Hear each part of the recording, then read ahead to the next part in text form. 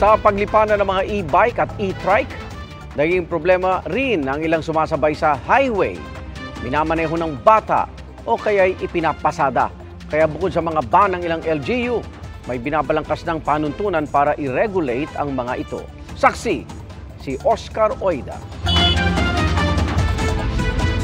Sa mga videos na ito na kinalap sa social media ng MMDA, kita ang panibago nila ngayong sakit ng ulo, ang mga e-tricycle. Tulad na lang ng isa na ito na bumabiyahe sa gitna ng South Luzon Expressway. Ang e-trike naman ito, batang pastrit ang nagmamaneho.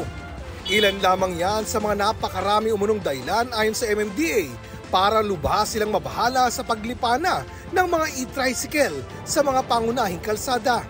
Base sa datos mula sa MMDA, umabot sa 556 ang bilang ng mga naitalang aksidente na kinasangkutan ng mga electric bicycle noong nakaraang taon. Ang nakababahala pa raw, may mga e-tricycle na ginagamit pang pasada.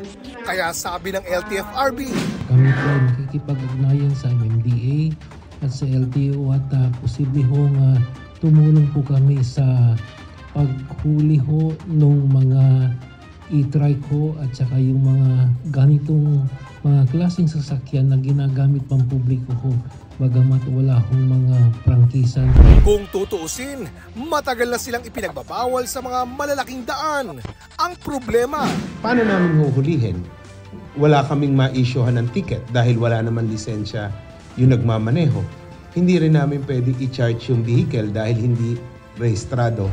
Kaya isang technical working group na binubuo ng mga representante ng iba't ibang traffic agency at LGU traffic heads ang itinatag para humulma ng guidelines na magiging gabay para ma-regulate ang mga e-tricycle sa daan.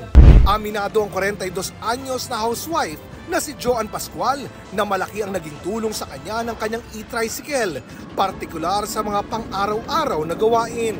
Kaya pangamba niya sa mga binabalak na regulasyon, baka mauwi lang daw ito sa sandamakmak na gastos. Kaya nga e-bike na yung kinuha namin para hindi na kami gagastos, hindi na kami maabala ng mga pagkuha ng lisensya. Di nalalayo dito ang sentimiento ng food delivery rider na si Junel Pagasian na gumagamit ng e-motorcycle sa kanyang pangkabuhayan. Pero sa isang banda, maganda rin daw ito para sa safety ng lahat. Kung yun naman po yung sasabihin ng government natin, di wala po tayong susunod na lang din po. Ang Electric Vehicles Association of the Philippines o EVAP, wala naman daw nakikita problema sa binabalak na pag-regulate ng mga e-tricycles at e-motorcycles. Kailangan talaga kasi dito is control. Kahit sino pwedeng gumamit ng mga e-trike at e-bike. Kahit bata, kahit matanda. Tapos nagkaroon ng aksidente o ang responsibility is mabigat. Para sa GMA Integrated News, Oscar Oida ang inyong saksi. Mga kapuso, sama-sama tayong maging saksi. Mag-subscribe sa GMA Integrated News sa YouTube at para sa mga kapuso abroad, samahan niyo kami sa GMA Pinoy TV at sa www.gmanews.tv.